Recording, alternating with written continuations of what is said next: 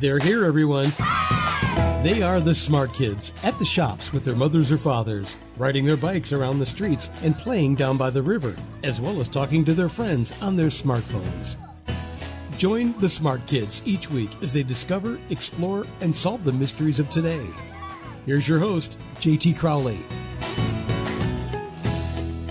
Morning, and welcome to the next podcast. Now, last week I told you the story of Blix, my little Swedish girl. And if you had the opportunity to go and listen to it, you'll see that it was all about Blix, who wants to be a journalist.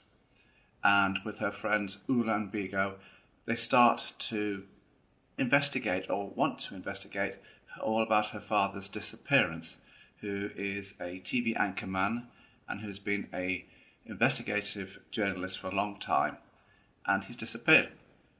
And the story is all about who's behind his disappearance and why.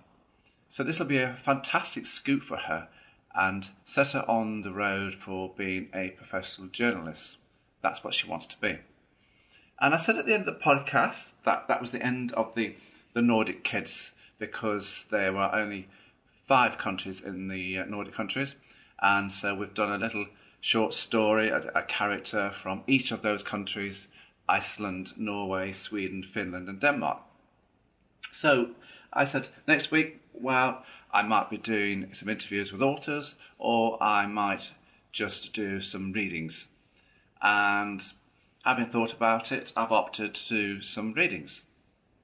I thought, and I have looked around, and I've decided to read from Kenneth Grahame's The Wind in the Willows. It's a marvellous book. It's a really enchanting children's story.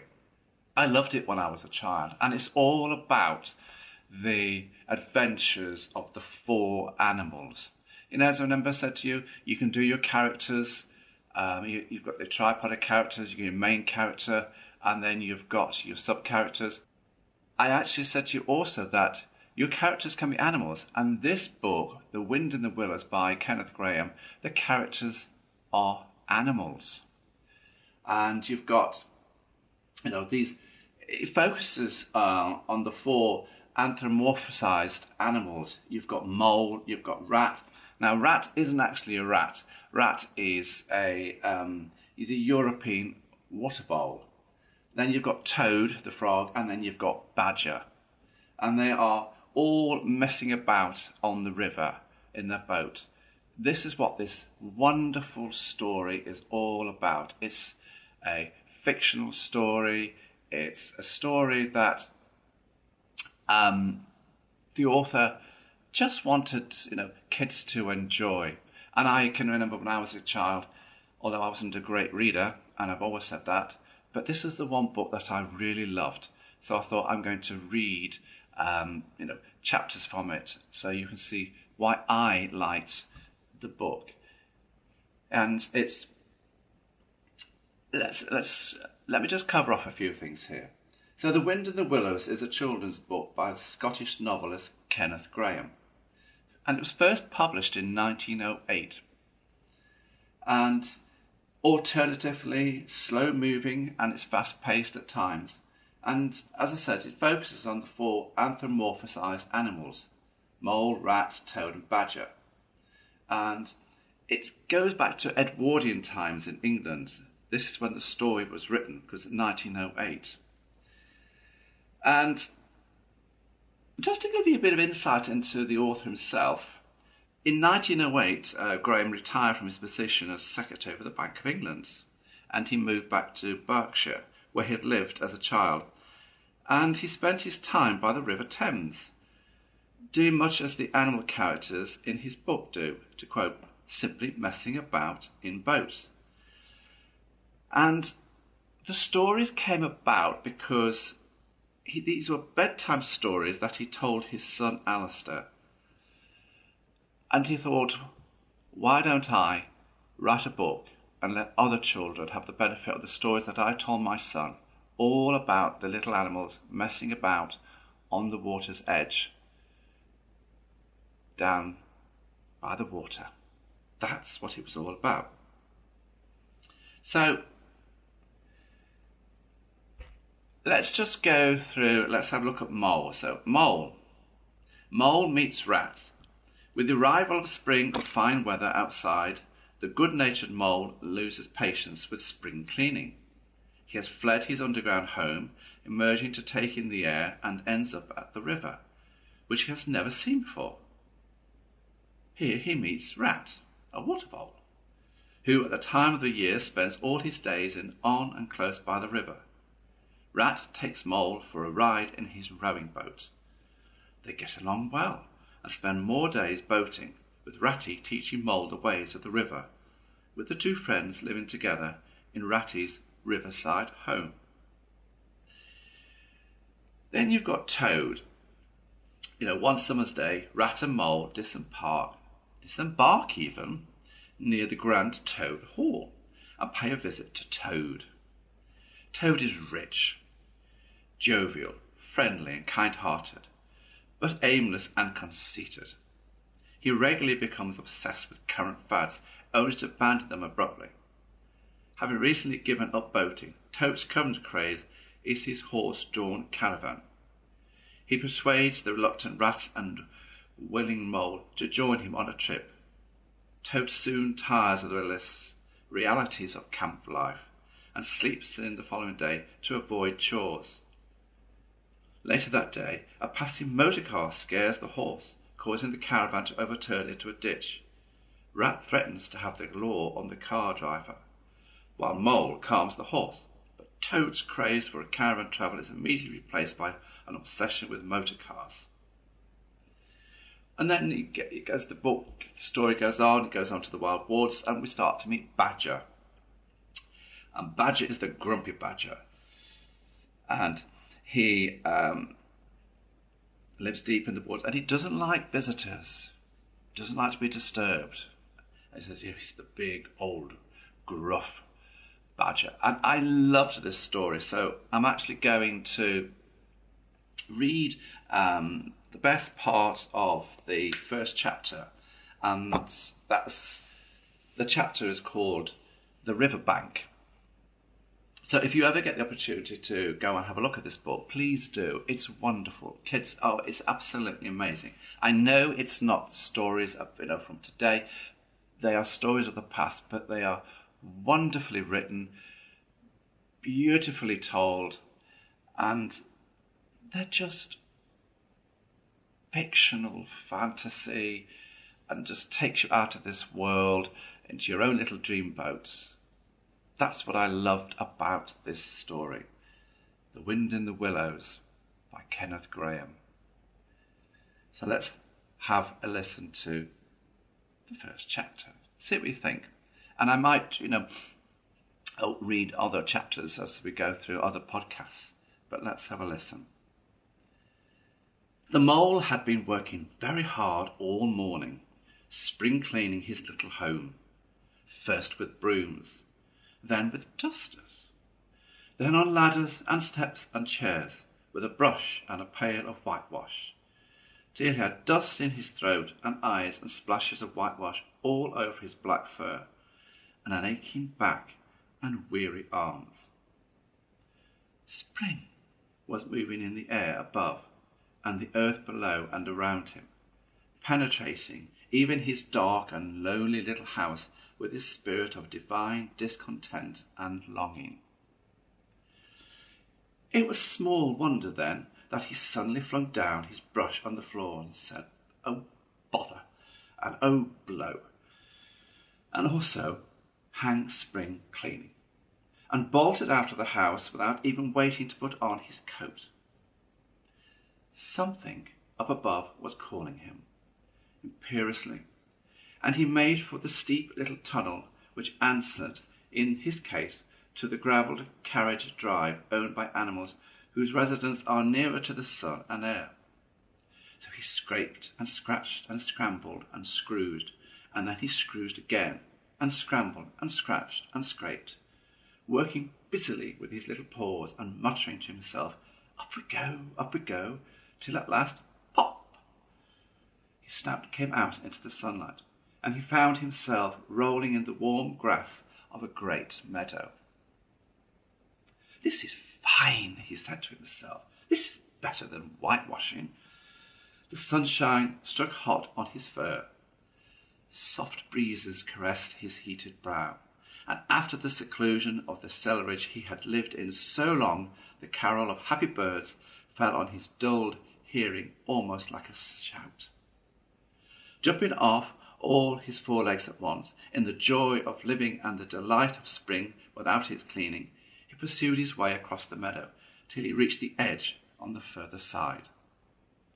"Hold up," said an elderly rabbit at the gap. "Sixpence for the privilege of passing by the private road." He was bowled over in an instant by the impatient and contemptuous mole, who trotted alongside the hedge, chaffing other rabbits as they peeped hurriedly from their holes to see what the row was about. Onion sauce," he remarked jeeringly, and was gone before they could think of a thoroughly satisfactory reply. Then they all started grumbling at each other. "How stupid you are! Why didn't you tell him? Well, why didn't you say? You might have reminded him," and so on, in the usual way. But of course it was then much too late, as is always the case. It all seemed too good to be true. Hither and thither through the meadows he rambled, busily along the hedgerows, across the copses, finding everywhere birds building, flowers budding, leaves thrusting, and everything happy and progressive and occupied. And instead of having an uneasy conscience pricking him and whispering, "Whitewash," he somehow could only feel how jolly it was to be the only idle dog among all these busy citizens. After all, the best part of a holiday is perhaps not so much to be resting yourself as to be all the other fellows busy working. He thought his happiness was complete then, and as he meandered aimlessly along, suddenly he stood by the edge of a full-fed river. Never in his life had he seen a river before.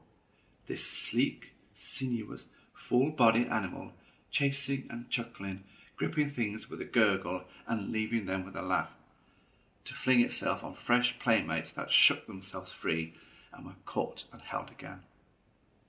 All was a shake and a shiver, glints and gleams and sparkles, rustle and swirl, chatter and bubble. The mole was bewitched, entranced, fascinated. By the side of the river he trotted as one trots, when very small, by the side of a man who holds one spellbound by exciting stories. And when tired at last, he sat on the bank, while the river still chattered on to him, a babbling procession of the best stories in the world, sent from the heart of the earth to be told at last to the insatiable sea.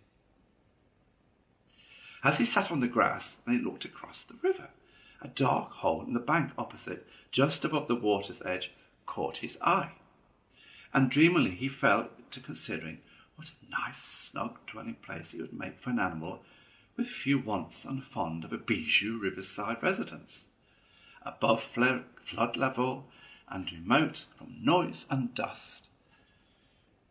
As he gazed, something bright and small seemed to twinkle down in the heart of it, vanished, then twinkled once more like a tiny star. But it could hardly be a star in such an unlikely situation, and it was too glittering and small for a glowworm.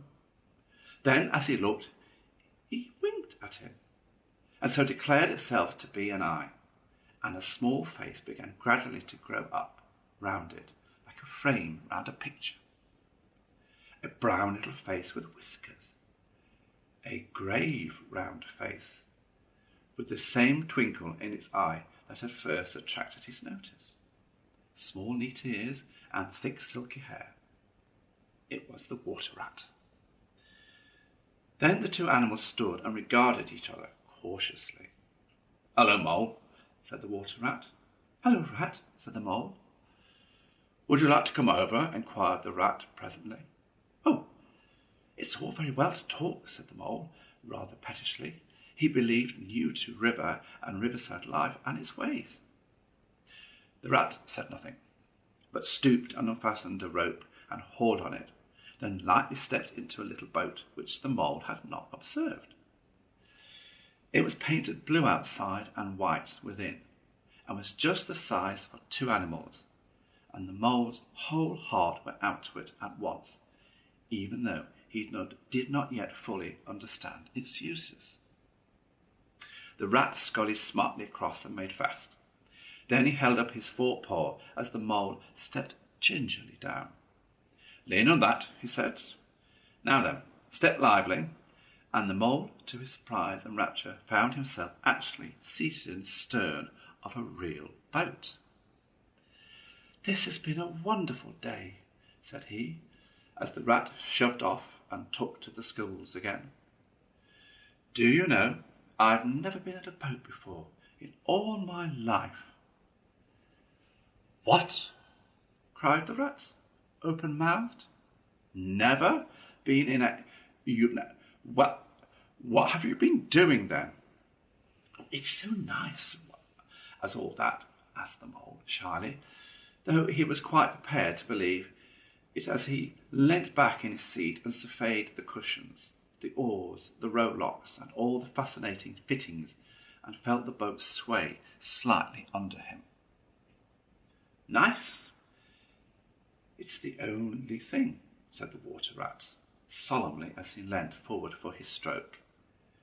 "Believe me, my young friend, there is nothing, absolute nothing, half so much worth doing as simply messing about in boats. Simply messing," he went on dreamily, messing about in boats, messing. "Look ahead, rat," cried the mole suddenly. "It's too late." The boat struck the bank full tilt. The dreamer, the joyous oarsman, lay on his back at the bottom of the boat, his heels in the air. "About in boats, or with boats," the rat went on composedly, picking himself up with a pleasant laugh. "In or out of them, it doesn't matter. Nothing seems really to matter. That's the charm of it. Whether you get away or whether you don't, whether you arrive at your destination or whether you reach somewhere else, or whether you never get anywhere at all, you're always busy and you never do anything in particular. And when you've done it, there's always something else to do, and you can do it as if you like, but you'd much better not. Look here, if you've really nothing else on this morning, supposing we drop down the river together and have a long day of it." The mole wagged his toes with sheer happiness, spread his chest with a sigh of full contentment, and leant back blissfully into the soft cushions. "What a day I'm having," he said. "Let us start at once." "Hold hard a minute then," said the rat. He looped the painter through a ring in his landing stage, climbed up into his hole above, and after a short interval reappeared, staggering under a fat wicker luncheon basket. "Shove that under your feet," he observed to the mole as he passed it down into the boat. Then he untied the painter and took the sculls again. "What's inside it?" asked the mole, wriggling with curiosity. "There's cold chicken inside it," replied the rat briefly. "Cold tongue, cold ham, cold beef pickled, salad, cress and sandwiches, potted meat, ginger beer, lemonade, soda." "Oh, stop, stop," cried the mole in ecstasy. "This is too much." "Do you really think so?" inquired the rat seriously. "It's only what I always take on these little excursions, and the other animals are always telling me that I'm a mean beast and cut it very fine." The mole never heard a word he was saying, absorbed in the new life he was entering upon, intoxicated with the sparkle, the ripple, the scents and the sounds and the sunlight. He trailed a paw in the water and dreamed long waking dreams. The water rat, like the good little fellow he was, sculled steadily on and forbore to disturb him. "I like your clothes awfully, old chap," he remarked after some half an hour or so had passed. "I'm going to get a black velvet smoking suit myself some day, as soon as I can afford it." "I beg your pardon," said the Mole, pulling himself together with an effort. "You must think me very rude, but all this is so new to me. So, is it a river?" "The river," corrected the Rat. "And you really live by the river? What a jolly life!" "By it, and with it, and on it, and in it," said the Rat. "It's brother and sister to me, and aunts and company, and food and drink, and, naturally, washing. It's my world, and I don't want any other. What it hasn't got is not worth having, and what it doesn't know is not worth knowing. Lord, the times we've had together, whether in winter or summer, spring or autumn, it's always got its fun and its excitements. When the floods are on February, and my cellars and basement are brimming with drink, that's no good to me, and the brown water runs by my best bedroom window. Or again, when it all drops away and shows patches of mud that smells like plum cake, and the rushes and the weed clog the channels, and I can potter about dry shod over most of the bed of it, and find fresh food to eat, and things careless people have dropped out of boats. But isn't it a bit dull at times?" the Mole ventured to ask. "Just you and the river, and no one else to pass a word with?" "No one else to... Well, I mustn't be hard on you," said the Rat with forbearance. "You're new to it, and of course you don't know. The bank is so crowded nowadays with many people are moving away altogether. Oh, no, it isn't what it used to be at all. Otters, kingfishers, dab-chicks, moorhens, all of them about all day long and always wanting you to do something, as if a fellow had no business of his own to attend to." "What lies over there?" asked the Mole, waving a paw towards a background of woodland that darkly framed the water meadows on one side of the river. "That? Oh, that's just the wild wood," said Ratty shortly. "We don't go there very much, we river bankers." Aren't they very nice people in there?" said the Mole in a trifle nervously. "Well," replied the Rat, "let me see. The squirrels are all right, and the rabbits, but rabbits are a mixed lot. And then there's Badger, of course. He lives right in the heart of it.